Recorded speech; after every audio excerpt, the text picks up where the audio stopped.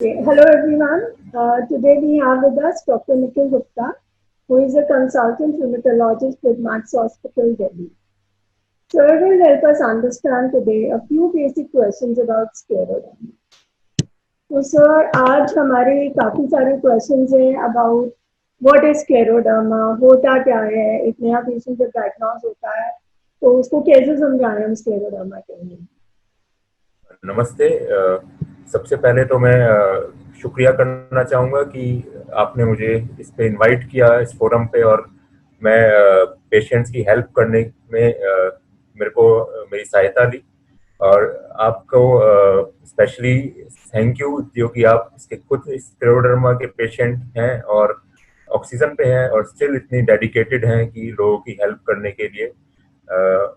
Salute to you. और मैं आपका बहुत ही शुक्रिया करना चाहता हूं कि आपने इस फोरम को आगे बढ़ाने के लिए अपनी बीमारी होने के बावजूद भी आप इतनी मेहनत कर रहे हैं। Thank you. Thank you, sir. Actually, because of the doctors like you, when we get lot of support, तो हमें लगता है कि पेशेंट्स की डेफिनेटली हेल्प करनी चाहिए क्योंकि जो प्रॉब्लम्स हम लोगों ने फेस की, इनफैक्ट जो गलतियां कर दी हम लोगों ने, हमें नहीं लगता कि और पेशेंट्स को करनी चाहिए। तो डेफिनेटली। आपको एंगेज करने का सबसे बड़ा रीजन ही यही है हमारे पास कि लोग अपने घर बैठे बैठे जो क्वेश्चंस आपसे ओपीडी में कई बार लैक ऑफ टाइम की वजह से नहीं पूछ पाते या हाँ पेशेंट्स जी। भूल जाते हैं, कंफ्यूज हो जाते हैं, तो हाँ वो जी। सारे क्वेश्चंस हम उनकी तरफ से आपसे पूछते हैं सर आज। Definitely definitely. ओके, सो हम स्टार्ट करते हैं सर। हमारा फर्स्ट क्वेश्चन है कि स्क्लेरोडर्मा है क्या सर? स्क्लेरोडर्मा एक ऑटो इम्यून डिजीज, एक कनेक्टिव टिश्यू डिजीज है। ऑटो इम्यून मतलब कि बॉडी अपनी बॉडी के अगेंस्ट हो जाती है। अपना इम्यून सिस्टम अपनी बॉडी को ही दुश्मन समझ के अटैक करने लगता है। वो इम्यूनिटी ऑल्टर हो जाती है बेसिकली, और अपनी बॉडी को अटैक करता है, जिसमें कि कोई भी अंग अटैक कर सकता है। वो skin generally most common organ affected होता है स्क्लेरोडर्मा में, स्किन पे अटैक, या फिर कई बार हार्ट, किडनी, लंग, इन पे भी अटैक करता है। तो ये एक ऑटो इम्यून बीमारी है। कनेक्टिव टिश्यू डिजीज मतलब जो कनेक्टिव टिश्यू क्या होता है? कनेक्टिव टिश्यू एक स्ट्रक्चर होता है बॉडी का, जिससे skin, joint, bone, eyes, heart, lung, सब में ही उसकी रिक्वायरमेंट होती है। किसी भी अंग में उससे ही कनेक्टिव टिश्यू से ही बॉडी के पार्ट्स बनते हैं। तो कनेक्टिव टिश्यू डिजीज मतलब ये जहां पे भी अफेक्ट होगा उस ऑर्गन पे वो अफेक्ट ऑलरेडी आ जाएगा। अब स्क्लेरोडर्मा मतलब हार्डनिंग, मतलब टाइट हो जाता है स्किन या फिर कनेक्टिव टिश्यू। तो कनेक्टिव टिश्यू जैसे हार्ट पे टाइट हो गया तो उसके मैनिफेस्टेशन आ जाएंगे। लंग पे टाइट हो गया तो उस पे फाइब्रोसिस हो जाएगी, आईएलडी हो जाएगा, इंटरस्टिशियल लंग डिजीज हो जाएगी। तो ये स्क्लेरोडर्मा है। स्क्लेरोडर्मा जनरली फीमेल्स में थोड़ा सा ज्यादा कॉमन है, और जनरली जो एज अफेक्ट करता है वो 30 से 50 साल के बीच में जनरली मोस्ट कॉमनली देखा गया है। ऑल्दो बच्चों में भी ये हो सकता है, जिसको हम जुवेनाइल स्क्लेरोडर्मा बोलते हैं, या कई बार लेट एज पे भी हो सकता है। Okay sir. तो सर हमें पता कैसे चलेगा कि स्क्लेरोडर्मा हुआ है? इसके क्या क्लासिक सिम्टम्स रहते हैं? जनरली स्क्लेरोडर्मा बहुत ही एक ऐसी डिजीज है जो बहुत स्लोली स्लोली स्टार्ट होती है। जनरली बहुत ही स्लो वे में स्टार्ट होती है। उसके लक्षण जो कॉमनली कई बार हाथ से शुरू होता है। हाथ में उसमें रेनॉल्ड्स फिनोमिना होता है। रेनॉल्ड्स फिनोमिना मतलब कि पेशेंट की उंगलियां, या तो हाथ की उंगलियां या पैरों की उंगलियां जनरली नीली, सफेद या एकदम लाल हो जाती हैं। साथ में उसमें बहुत पेन होता है, नंबनेस होती है, सुनपन हो जाता है। ये जनरली कब होता है? या तो ठंड के मौसम में होता है, या थोड़ा सा टेम्परेचर जब फॉल करने लगता है, स्पेशली इवनिंग और मॉर्निंग में, तब होता है। या फिर कोई इमोशनल स्ट्रेस हो तब हो सकता है। या कई बार पेशेंट ठंडे पानी में नहाता है या ठंडे पानी में कप जैसे हाथ धोता है या बर्तन साफ करता है, तो उसमें ये फिनोमिना जनरली पता चलता है। और जनरली ये एक बहुत ही सबसे इनिशियल सिम्टम होता है जो जनरली मिस हो जाता है काफी बार, अनलेस कि वो सीवियर हो जाए। पेशेंट काफी बार सोचता है कि ऐसे इस खाने से हो गया, उस खाने से हो गया, बट जनरली ये ऐसा नहीं होता है। अगर ये लक्षण है तो आपको तुरंत ही एक रूमेटोलॉजिस्ट के पास जाना चाहिए। दूसरा जो कॉमनली ऑर्गन इन्वॉल्व होता है शुरू में, वो होता है स्किन। स्किन में टाइट टाइट लगने लगता है, बॉडी ऐसा लगता है कि टाइट होने लगी है, मुझे कुछ पकड़ रखा है, किसी ने जकड़ रखा है, जो कि हाथों से भी शुरू हो सकता है, उंगलियां टाइट होने लगती हैं, या फिर पैरों की चमड़ी टाइट होने लगती है, मुंह की स्किन टाइट होने लगती है, मुंह की धीरे धीरे ओपनिंग रिस्ट्रिक्ट हो जाती है, माउथ कम खुलता है, पूरे बदन की जो चमड़ी है वो टाइट होने लग जाती है। ये जनरली इसके इनिशियल सिम्टम्स हैं। दूसरा, एब्डोमिनल सिम्टम्स भी काफी लोगों को महसूस हो सकते हैं शुरुआती तौर पे, जैसे कि एसिडिटी, बहुत ज्यादा एसिडिटी बनती है पेशेंट को, इसोफेगस डायलेट होने लगता है, निगलने में दिक्कत होने लगती है, काफी काफी बार पेट भरा भरा रहता है पेशेंट का, बहुत जल्दी थोड़े खाने से ही पेट भर जाता है, गैस बनती है, और फिर कई बार डायरिया या कॉन्स्टिपेशन ये होने लगता है। जनरली ये इनिशियल सिम्टम्स हैं। बाकी सिम्टम जैसे अगर लंग इन्वॉल्वमेंट हो गया तो खांसी होना, सूखी खांसी जनरली होती है, या सांस फूलने लगता है धीरे धीरे। Heart involvement, specially pulmonary artery hypertension जो होता है उसमें सांस फूलना एक कॉमन लक्षण है। और धीरे धीरे स्टेयर्स पेशेंट नहीं चढ़ पाता है, उसमें सांस फूलने लगता है, लंबी टाइम के लिए नहीं चल पाता है, उसमें सांस फूलने लगता है, कैपेसिटी कम हो जाती है। जनरली ये इनिशियल लक्षण होते हैं पेशेंट के, जिसमें तुरंत ही डॉक्टर को कंसल्ट करना चाहिए, स्पेशली एक rheumatologist. So there's another symptom जो कुछ पेशेंट्स को इनिशियली देखने में मिलता है, दैट इज फटीग। क्या हम फटीग को भी रिलेट कर सकते हैं स्क्लेरोडर्मा से? डेफिनेटली फैटीग एक बहुत ही कॉमन सिम्टम है। जनरली सारी बीमारियों में फैटीग एक कॉमन सिम्टम होता है, बट वो स्पेसिफिक सिम्टम नहीं है स्क्लेरोडर्मा का, क्योंकि Okay. आयरन की कमी की वजह से भी थकान होता है, कई बार पेशेंट को डिप्रेशन है तो भी थकान होता है, हार्ट की बीमारी है तो थकान होगा, कई बार डायबिटीज है उसमें भी थकान के लक्षण रहते हैं, हल्का सा बुखार है तो थकान के लक्षण रहते हैं। बट थकान एक फैक्टर है कि डिजीज एक्टिविटी को दर्शाता है स्क्लेरोडर्मा की, कि जनरली थकान जब बीमारी एक्टिव होती है तो थकान पेशेंट की बढ़ जाती है, बट उसको हम स्पेसिफिक सिम्टम नहीं कहेंगे कि थकान हो रही है तो आप सीधा स्क्लेरोडर्मा कह सकते हैं, ऐसा नहीं। Okay. So what are the risk factors, including risk of transmission to my family and to the people with whom I live, या फिर to my child?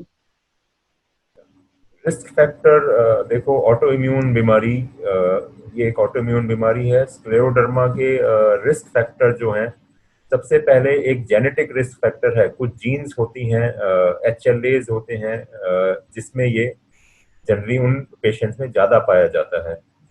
दूसरी बात, जेनेटिक के साथ मैं ये भी कवर करना चाहूंगा कि पेशेंट्स का काफी बार डाउट होता है कि ये मेरे को बीमारी है, मेरे बच्चे को भी होगी या नहीं होगी।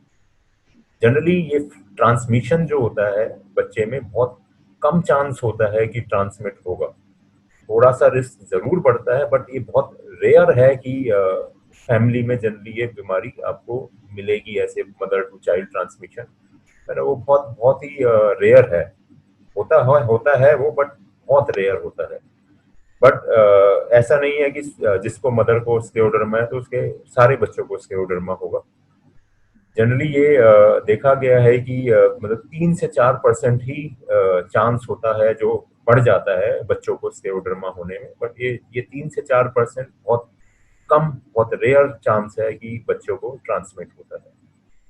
अगला जो रिस्क फैक्टर है generally environmental risk factor. Environment एक मेजर रिस्क फैक्टर है स्क्लेरोडर्मा के लिए, जैसे कि पॉल्यूशन एक रिस्क फैक्टर है, सिलिका रिस्क फैक्टर है, कई केमिकल्स होते हैं, कार्बन होते हैं, वो इसके रिस्क फैक्टर हैं। देन उसमें और रिस्क फैक्टर आते हैं, जैसे कि वायरल इन्फेक्शंस, कई वायरल इन्फेक्शंस होते हैं, CMV एक वायरस होता है, EBV एक वायरस होता है, ये इस बीमारी का रिस्क बढ़ा देते हैं। तो ये जनरली इसके रिस्क फैक्टर है। और मैंने जैसे पहले डिस्कस किया कि ऑटो इम्यून बीमारी है, ऑल्टर्ड इम्यून सिस्टम हो जाता है इसमें और वो अपनी बॉडी को अटैक करता है, तो वो भी एक रिस्क फैक्टर है। Right sir. सर, स्क्लेरोडर्मा में क्या क्या कॉम्प्लिकेशन हो सकती हैं? बहुत सारे पेशेंट्स हमसे पूछते हैं कि अगर मेरे को पहले पता होता ये कॉम्प्लिकेशन हो सकती है तो मैं अपना थोड़ा और ज्यादा अच्छे से ख्याल रखता। हाँ जी। तो कॉम्प्लिकेशंस पेशेंट को डरा भी सकते हैं, पेशेंट को आई वुड से अपनी बीमारी को ध्यान रखने में मदद मदद भी कर सकते हैं। तो कॉम्प्लिकेशंस हर पेशेंट को पता होने चाहिए कि मेरी बीमारी के ये कॉम्प्लिकेशन हो सकते हैं, इसलिए मेरे को प्रॉपरली इलाज कराना है। काफी बार पेशेंट को अगर आप कॉम्प्लिकेशन ना बताएं तो वो शायद अपनी बीमारी को बहुत लाइटली लेते हैं और उसका बीच में काफी बार इलाज भी छोड़ देते हैं। तो कॉम्प्लिकेशन पता होना पेशेंट को अपनी बीमारी के वो बहुत जरूरी है। कॉम्प्लिकेशन जैसे जो ऑर्गन इन्वॉल्व है उसके हिसाब से कॉम्प्लिकेशन होते हैं। जैसे रेनॉल्ड्स फिनोमिना है, अगर हम उसको इलाज नहीं करें, उसके हम प्रिकॉशन नहीं लें, तो उसमें गैंग्रीन हो जाता है, उंगली इवन कट के गिर जाती है। तो ये एक मेजर कॉम्प्लिकेशन है। और ये रेनॉल्ड्स फिनोमिना या जो होता है उससे जनरली हार्ट का पल्मोनरी आर्टरी हाइपरटेंशन का भी लिंक है साइंटिफिकली। जिनको रेनॉल्ड्स फिनोमिना कंट्रोल नहीं होता है, जनरली देखा गया उनको पीएच भी उनका काफी ज्यादा होता है और उससे उसके कॉम्प्लिकेशंस भी हो सकते हैं। स्किन के जनरली जो कॉम्प्लिकेशंस हैं, अगर जो स्किन टाइट होती है तो वो पेशेंट के जोड़ों पे मूवमेंट रुक जाती है, क्योंकि उसमें टाइट होने पे पेशेंट अपने जॉइंट्स को मूव नहीं कर पाता है। तो वो उसका स्किन की बीमारी जो अगर बढ़ जाती है तो वो कॉम्प्लिकेशन आता है। जॉइंट अगर इन्वॉल्व हो गए हैं, आर्थराइटिस हो गई है स्क्लेरोडर्मा की वजह से, तो उसमें जॉइंट डैमेज होने का खतरा रहता है। जॉइंट डैमेज होते हैं तो जॉइंट रिप्लेसमेंट कराना पड़ता है बाद में। और कुछ जॉइंट तो ऐसे हैं जैसे हाथों के जॉइंट, इनका तो जनरली ऑपरेशन भी नहीं करा सकते हैं।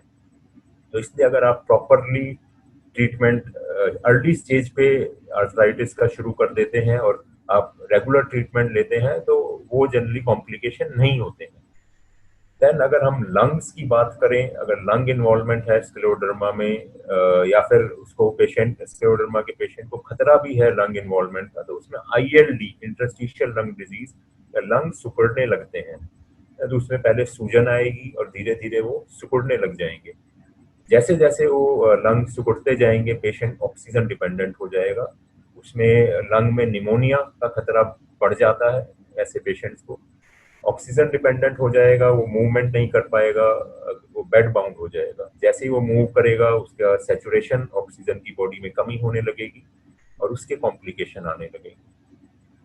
अगर हार्ट इन्वॉल्वमेंट है या पल्मोनरी आर्टरी हाइपरटेंशन है तो उसमें उसके generally complication again breathing difficulty होता है। ब्रीदिंग पेशेंट सांस लेने में प्रॉब्लम होगी, जरा सा भी चलेगा उसको सांस फूल जाएगा, तो वो ये अपने रूटीन वर्क भी नहीं कर पाएगा। देन उसमें हार्ट बीट स्किप होने का भी खतरा रहता है अगर कार्डियक इन्वॉल्वमेंट है। और स्क्लेरोडर्मा या कोई भी ऑटो इम्यून बीमारी वाले पेशेंट्स को हार्ट फेलियर का भी खतरा बढ़ जाता है। स्क्लेरोडर्मा जो बीमारी है वो कई बार किडनी पे भी एक तरह से मैं कहूँगा अटैक कर सकती है। पेशेंट्स का एक्सेलरेटेड हाइपरटेंशन, बीपी एकदम से शूट अप होता है और क्रेटिनिन और यूरिया ये बढ़ जाता है। इसको स्क्लेरोडर्मा रीनल क्राइसिस कहते हैं। कई बार यूरिन में प्रोटीन लीकेज होती है, आरबीसी निकलने लगते हैं और फिर धीरे धीरे किडनी फेल हो जाती है, उसको रीनल फेलियर कहते हैं। ये एक और कॉम्प्लिकेशन है स्क्लेरोडर्मा पेशेंट्स के लिए। देन रेयरली कई बार लिवर पे भी सूजन आती है और धीरे धीरे वो भी सिकुड़ने लगता है। हेपेटाइटिस, ऑटो इम्यून हेपेटाइटिस का खतरा बढ़ जाता है। देन कई बार इन पेशेंट्स को जैसे स्ट्रोक मतलब लकवा जो पैरालिसिस होता है, उन पेशेंट्स को इसका भी खतरा बढ़ जाता है। और एज सच किसी भी ऑटो इम्यून बीमारी में इन्फेक्शन का खतरा तो डेफिनेटली काफी हाई होता है। इन्फेक्शन जो कि बहुत सीवियर हो सकते हैं, तो वो खतरा तो किसी भी ऑटो इम्यून बीमारी और स्क्लेरोडर्मा में बढ़ ही जाता है। बट ये सारे जो कॉम्प्लिकेशंस हैं ये सारे प्रिवेंटेबल कॉम्प्लिकेशंस हैं। Early diagnosis, early treatment, regular treatment से आपकी बीमारी इस लेवल तक नहीं पहुंचती है। और आजकल बहुत अच्छी ड्रग्स अवेलेबल हैं, इवन बायोलॉजिकल जैसे रिटुक्सीमैब भी अवेलेबल है।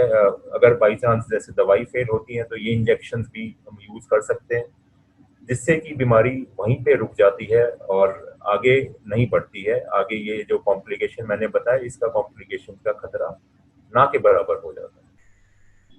बट आप उसके लिए पेशेंट को रेगुलर ट्रीटमेंट, अर्ली डायग्नोसिस और रेगुलर रूमेटोलॉजिस्ट के साथ कंसल्टेशन करने का बहुत ही जरूरी है, नहीं तो उससे बहुत प्रॉब्लम आती है। और पेशेंट की ये जब बीमारी बढ़ जाती है तो मल्टीपल प्रॉब्लम्स जैसे कि डायलिसिस, अगर किडनी इन्वॉल्वमेंट हो गया, oxygen therapy, BiPAP, multiple complications का बढ़ जाता है। But Right, sir. जैसे मैंने कहा कि ये प्रिवेंटेबल कॉम्प्लिकेशंस हैं, है ना, ये कॉम्प्लिकेशन बचाए जा सकते हैं और बचाने का एक ही तरीका है regular treatment, regular visit to a rheumatologist. Right, sir. So there is complication in few of the scleroderma patients, pulmonary fibrosis. Pulmonary fibrosis और ILD में कुछ मेजर डिफरेंस है क्या, या ये स्क्लेरोडर्मा के पेशेंट में कुछ भी हो सकता है पेशेंट्स को? बेसिकली फाइब्रोसिस या इंटरस्टिशियल लंग डिजीज के टाइप हैं इसमें। इसमें Okay. टाइप होते हैं जो कि एक होता है, जैसे मैं सरल भाषा में समझाऊंगा। एक होता है कि वहाँ पे सूजन है ना, वो सूजन धीरे धीरे आगे फाइब्रोसिस या सिकुड़ जाते हैं उसकी वजह से। अगर हम सूजन वाली स्टेज पे ही बीमारी को ट्रीट कर देंगे तो वो सिकुड़ेगा नहीं फिर।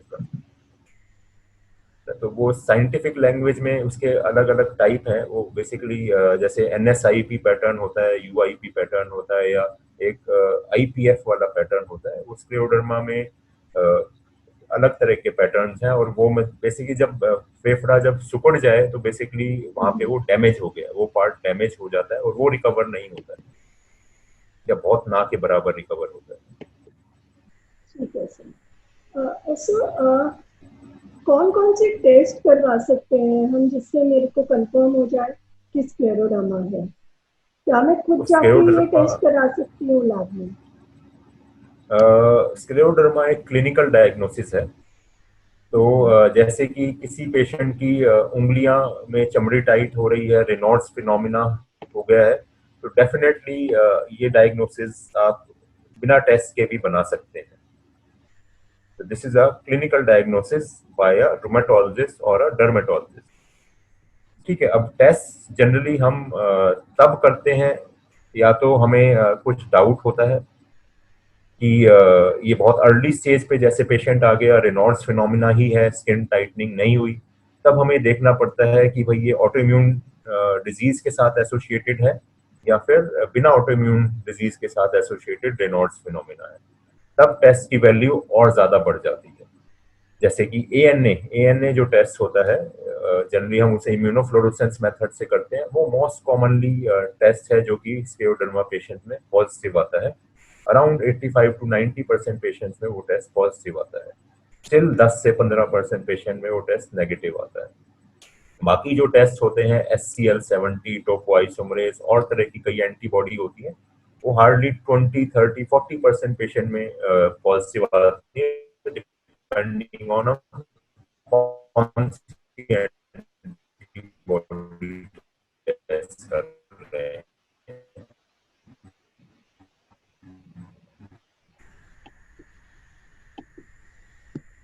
तो मेरा कहने का मतलब है ये डायग्नोसिस क्लिनिकल है।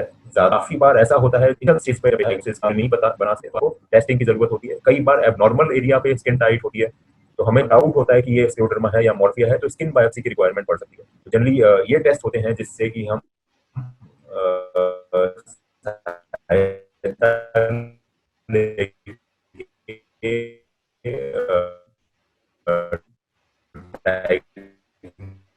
उसमें हम देखते हैं कि कितना पेशेंट का ऑर्गन इन्वॉल्वमेंट है और क्या पैटर्न है, कि उस हिसाब से हमें फिर आगे ट्रीटमेंट करना होता है।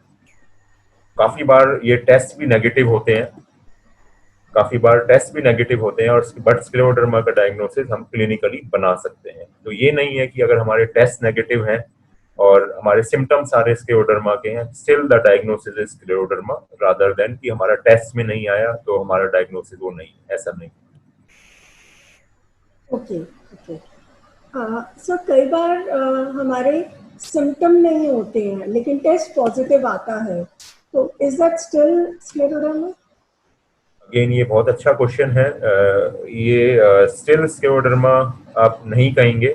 अगेन सबसे पहला इम्पोर्टेंट क्या होता है कि क्लिनिकल मैनिफेस्टेशन होने चाहिए किसी भी बीमारी की डायग्नोसिस करने के लिए। नॉर्मल पॉपुलेशन में भी डिपेंडिंग ऑन की पेशेंट की एज क्या है, एज वाइज परसेंटेज होता है कि जैसे अराउंड 50 एज पे ANA का टेस्ट ऑलमोस्ट 10%, 5 से 10% पॉपुलेशन में पॉजिटिव होता है। तो इसका ये मतलब नहीं है कि उनको बीमारी है। तो वो बट रिस्क पे डेफिनेटली है, कई बार रिस्क बढ़ जाता है इन बीमारियों का, बट जब तक क्लिनिकल मैनिफेस्टेशन नहीं है तो वो आपका टेस्ट नहीं कहते कि आपको बीमारी है। काफी जैसे आप गठिया एक कॉमन बीमारी है, रूमेटॉइड फैक्टर काफी पेशेंट्स को कई और बीमारियों में भी पॉजिटिव आ सकता है या कई बार वैसे भी पॉजिटिव होती हैं। ये एंटीबॉडीज जो होती हैं, ब्लड टेस्ट जो होते हैं, काफी बार नॉर्मल पॉपुलेशन में भी पॉजिटिविटी होती है।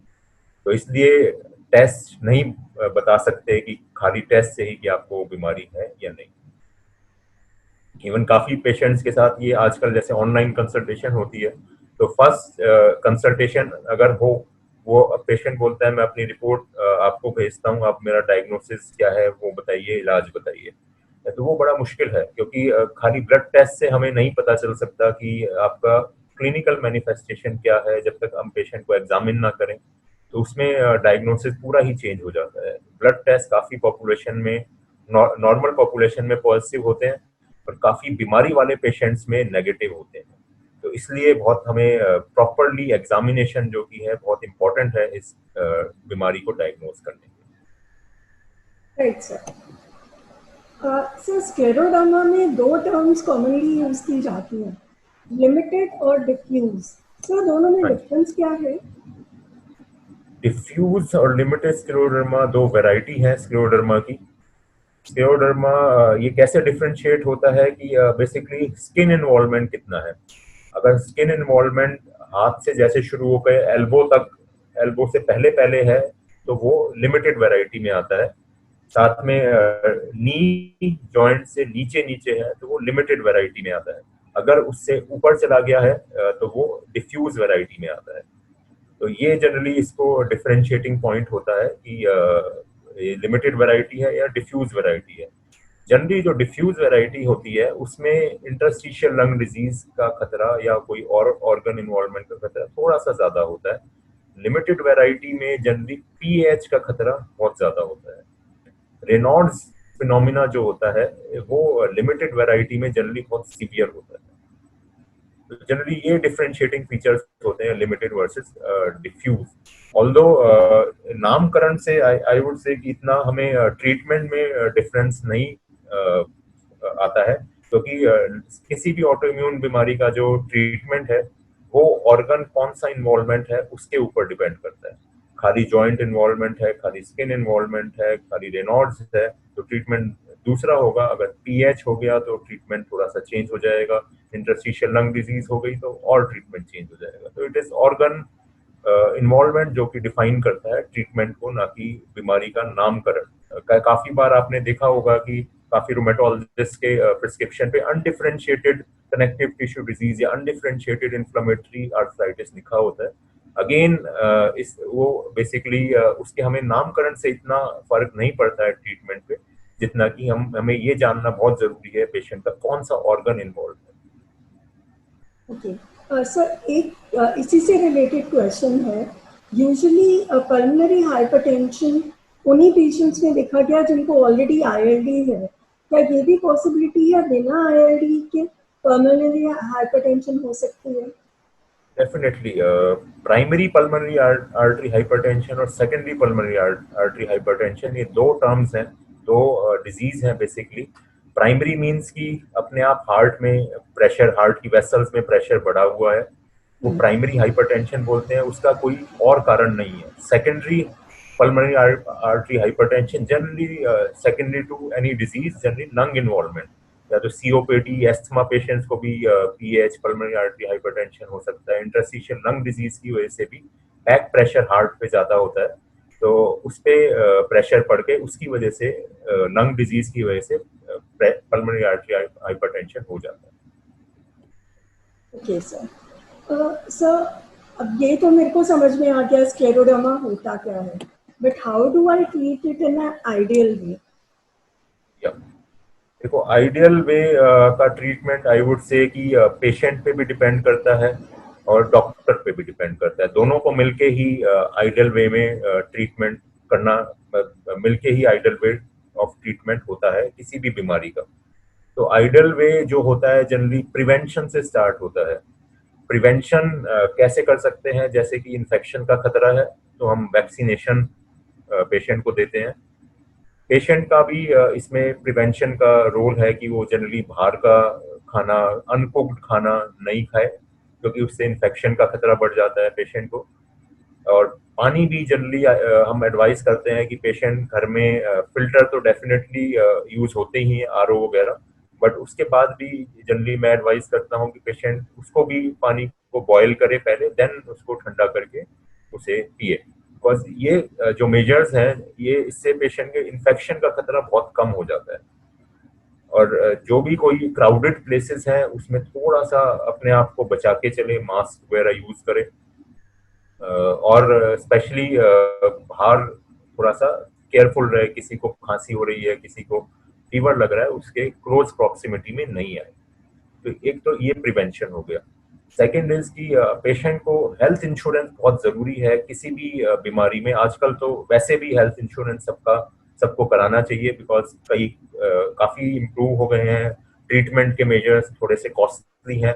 इंश्योरेंस कंपनी काफी बीमारियों को कवर करता है, तो ये भी मैं कहूंगा कि ये भी एक आइडियल ट्रीटमेंट का पार्ट है।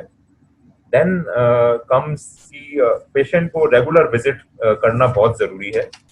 बेसिकली उनको डॉक्टर के साथ एक रेगुलर विजिट करना, ये भी एक prevention ideal way of treatment का पार्ट है।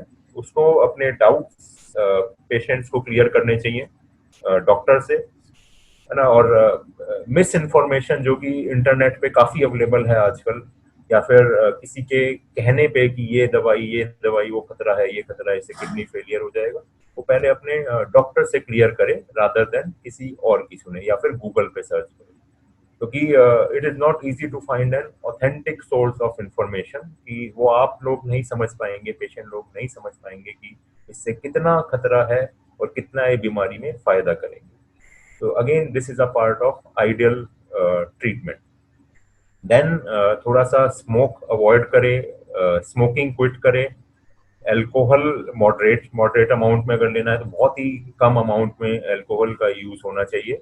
ये भी एक लाइफस्टाइल मॉडिफिकेशन का पार्ट है। लाइफस्टाइल मॉडिफिकेशन की जैसे और बात करें, लाइफस्टाइल मॉडिफिकेशन स्क्लेरोडर्मा में बहुत ही इंपॉर्टेंट रोल प्ले करता है। जैसे कि हम पहले रेनॉल्ड्स की बात करते हैं, रेनॉल्ड्स कैसे हम खुद भी बचा सकते हैं। एक तो AC का यूज अवॉइड करना चाहिए, बिकॉज 3-4 डिग्री टेम्परेचर फॉल होता है नॉर्मल से तो रेनॉल्ड्स एक्टिव होना शुरू हो जाता है। तो AC का यूज अवॉइड करें। ठंडी चीजें, बेसिकली ठंडे पानी में हाथ आपको डिप नहीं करने हैं। नॉर्मल थोड़ा ल्यूक वार्म वाटर में ही आप हैंड वॉश कर सकते हैं। ग्लव्स का इस्तेमाल बहुत जरूरी है। ग्लव्स अगर आप पहनेंगे, स्पेशली वुलन ग्लव्स, उससे रेनॉल्ड्स आधा इम्प्रूवमेंट अपने आप ही हो जाता है। देन इमोशनल स्ट्रेस पे जनरली रेनॉल्ड्स बढ़ता है, उसमें भी हमें इमोशनल स्ट्रेस जैसे भी किसी भी तरह हमें कम करना होगा। तो ये रेनॉल्ड्स फिनोमिना ऐसे इसके उससे बचाव कर सकते हैं। पेशेंट को जनरली एसिडिटी की प्रॉब्लम होती है, रिफ्लक्स होता है इस बीमारी में। उसके लिए क्या कर सकते हैं, एक तो छोटी छोटी मील खाएं। बेशक से 3 मील की जगह उसको हम 4 या 5 में डिवाइड कर सकते हैं। देन खाने के एकदम बाद हमें नहीं लेटना है। जनरली इंडियंस की हैबिट है लंच के बाद एकदम खा के लेट जाते हैं, बट जनरली उससे एसिडिटी बढ़ती है। तो 1-1.5 घंटे आपको बिल्कुल नहीं उसमें लेटना होता है। देन सेकंड इज कि जितना आप एक्टिव रहोगे, जितना आपकी मूवमेंट बनी रहेगी, एक्सरसाइज होंगी, उससे एसिडिटी भी कम होती है। देन जो सिट्रस फ्रूट्स हैं, सिट्रस फ्रूट्स अवॉइड करने हैं क्योंकि उससे अगेन एसिडिटी बढ़ती है। देन ये जो एरिएटेड ड्रिंक्स हैं ये पेट में काफी गैस बनाती है और एसिडिटी करती है, अगेन इसको अवॉइड करना है।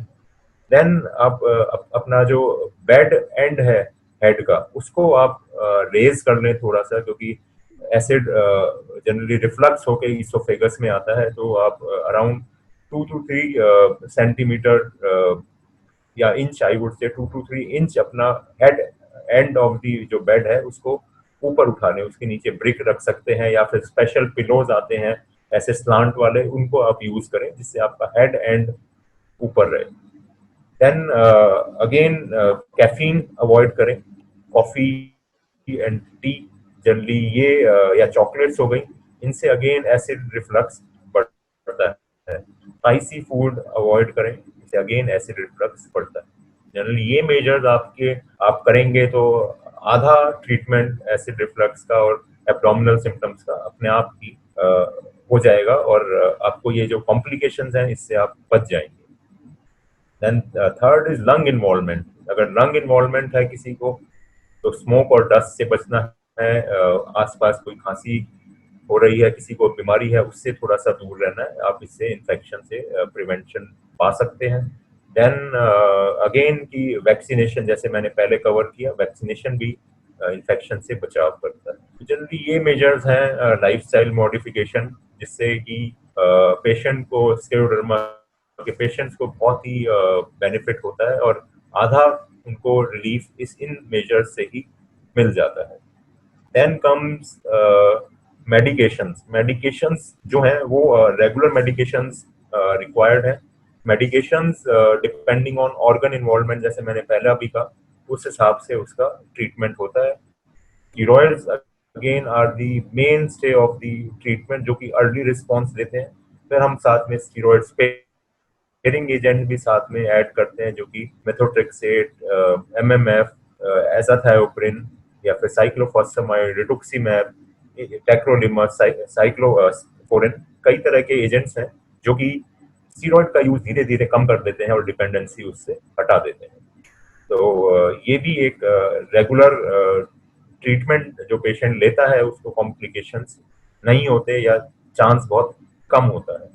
Then exercise. एक्सरसाइज अगेन एक बहुत इंपॉर्टेंट पार्ट है किसी भी बीमारी के इलाज का। एक्सरसाइज से आपकी मसल्स एंड जॉइंट्स स्ट्रेंथन रहते हैं, उन पे बीमारी का इफेक्ट कम पड़ता है। एक्सरसाइज से स्किन की भी जो मोटिलिटी है, जो टाइटनेस है, वो टाइटनेस होती है कम हो जाती है और थोड़ा सा मोबिलिटी बढ़ जाती है। तो ये मेजर्स बहुत ज़रूरी हैं, और ये सारे जो मेजर्स हैं ये एक आइडियल ट्रीटमेंट ऑफ स्क्लेरोडर्मा का पार्ट है, जिसमें कि पेशेंट और डॉक्टर दोनों मिलके बीमारी का इलाज करते हैं। खाली मेडिकेशन से आइडियल ट्रीटमेंट नहीं हो सकता, पेशेंट का भी इसमें बहुत ज़्यादा सहयोग चाहिए होता है। Thank you. एक्सरसाइज का बहुत इंपॉर्टेंट रोल है, बट इसमें क्वेश्चन भी है, क्योंकि कार्डियक अगर किसी को इन्वॉल्वमेंट है, पीएच है या फिर आईएलडी सीवियर है, तो वो एक्सरसाइज नहीं कर पाएंगे। उनका ऑक्सीजन क्योंकि सैचुरेशन बहुत जल्दी फॉल हो जाता है, तो उनको बहुत लाइट बेड पे ही स्ट्रेचिंग एक्सरसाइजेस थोड़ा करना चाहिए, जितना वो टॉलरेट कर पा रहे हैं। ऐसा नहीं कि मुझे एक्सरसाइज करनी है और मेरा ऑक्सीजन डिप हो जाएगा, देन अगेन वो पेशेंट के लिए खतरा है। सर, स्क्लेरोडर्मा क्या क्योर हो सकता है?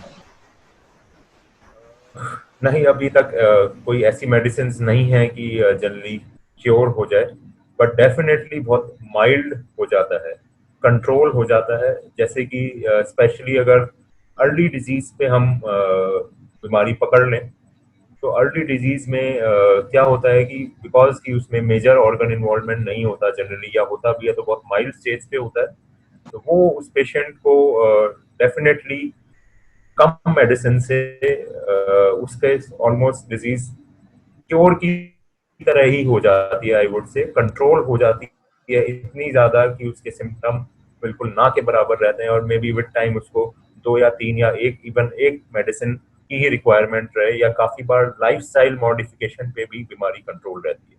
तो ऐसे patients I would say cure के बराबर ही कहूंगा मैं, क्योंकि स्क्लेरोडर्मा कंसिडरिंग की कितनी सीवियर बीमारी है, तो अगर लाइफस्टाइल मॉडिफिकेशन या बहुत एक या दो मेडिसिन से ही पेशेंट की बीमारी कंट्रोल है, that is equivalent to cure in scleroderma. But वो पेशेंट वही हैं जिनका अर्ली डायग्नोसिस हुआ है और अर्ली ट्रीटमेंट हुआ है, पेशेंट रेगुलर विजिट पे रहा है डॉक्टर की और उसने रेगुलर ट्रीटमेंट दिया है, वो पेशेंट ही ऐसे जनरली होते हैं जिनको मतलब ये स्टेज अचीव कर सकते हैं जिसमें। Correct sir. सर मुझे बहुत ज़्यादा डिप्रेस फीलिंग रहती है एंड ऐसा लगता है जैसे एंजाइटी बहुत ज़्यादा है, तो is it due to scleroderma only? या अगेन ये एक बहुत इम्पोर्टेंट पार्ट है किसी भी ऑटो इम्यून बीमारी या किसी भी क्रोनिक बीमारी, जैसे कि जो डिप्रेशन होता है, एंजाइटी होती है, ये जनरली किसी भी क्रोनिक बीमारी के साथ बहुत कॉमनली होती है।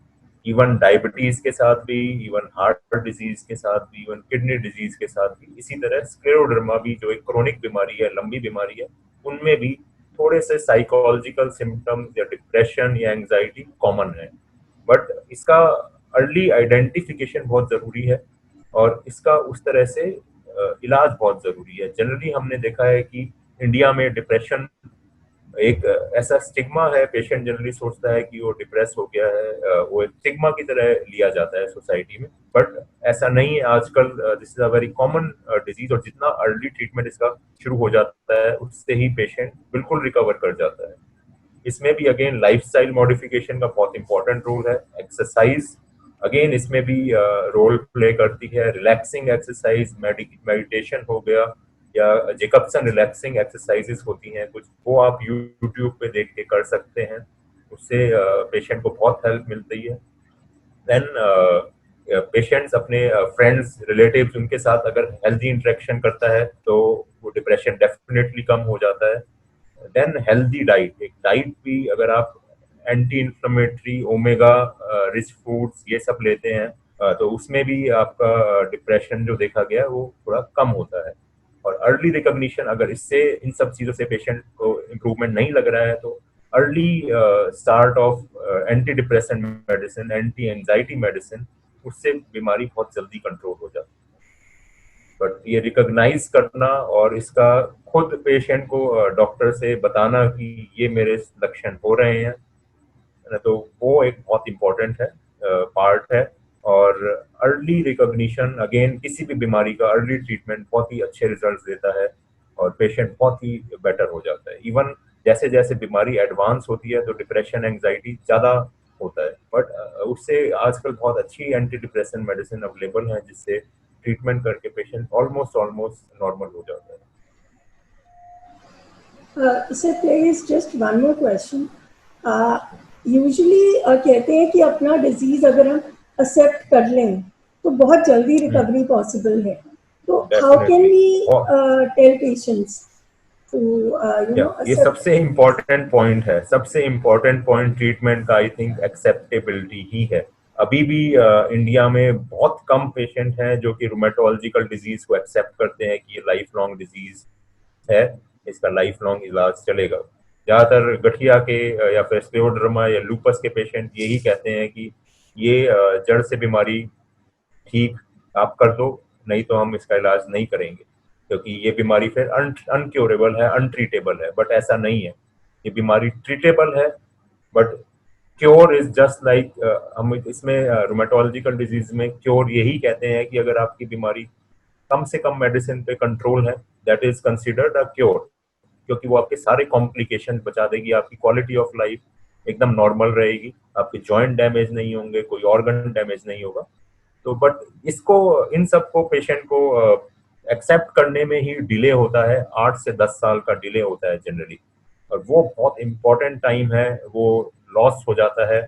और उसमें जनरली जब पेशेंट आता है एक्सेप्टेबिलिटी के साथ, उस टाइम ऑलरेडी बहुत सारा बीमारी डैमेज कर चुकी होती है कई ऑर्गन्स को, जैसे जॉइंट को, हार्ट को, किडनी को, लंग्स को। तो सबसे इंपॉर्टेंट पॉइंट है एक्सेप्टेबिलिटी। अगर पेशेंट ने बीमारी को एक्सेप्ट कर लिया, आधा इलाज ऑलरेडी वहां पे हो गया।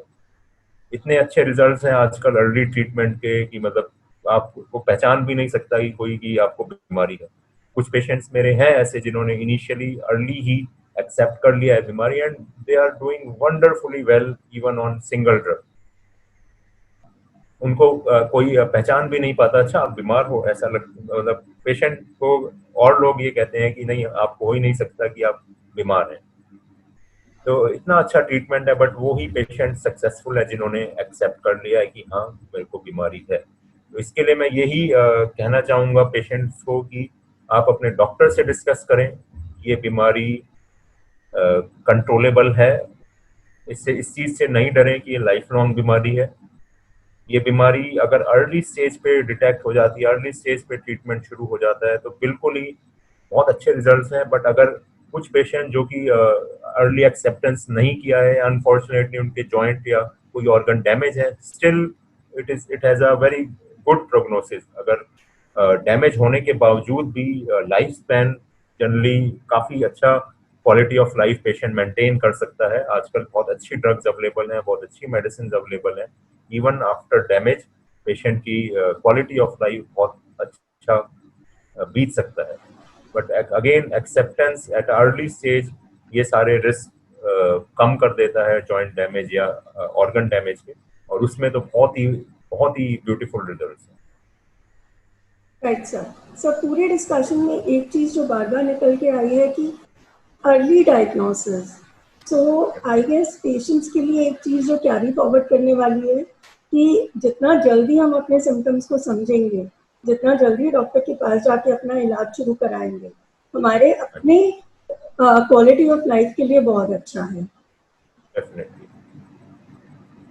Right sir. डेफिनेटली उसमें मेडिसिन का रिक्वायरमेंट भी कम रहता है and quality of life is just like a normal person.